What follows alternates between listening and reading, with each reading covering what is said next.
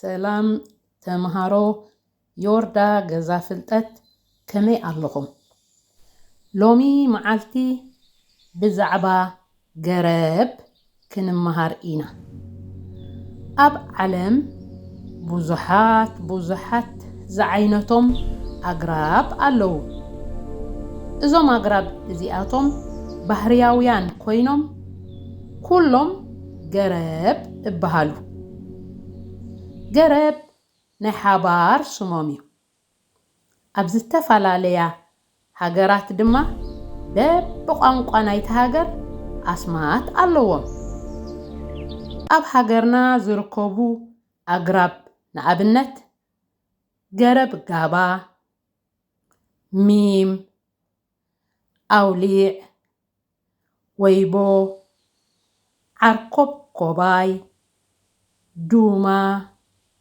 ቀላሚጦስ ቆልቋል ብዙሓት ዝዓይነቶም ኣግራብ ኣለዉ እዞም ኣግራብ እዚኣቶም ኩሎም ብሱር ብጉንዲ ብጨንፈር ብቆፅሊ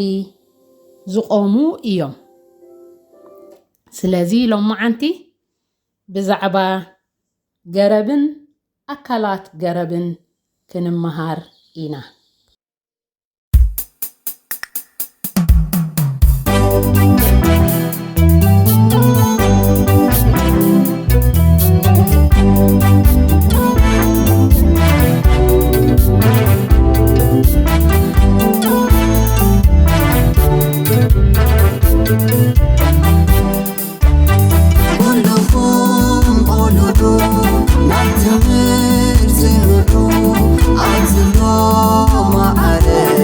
Fidel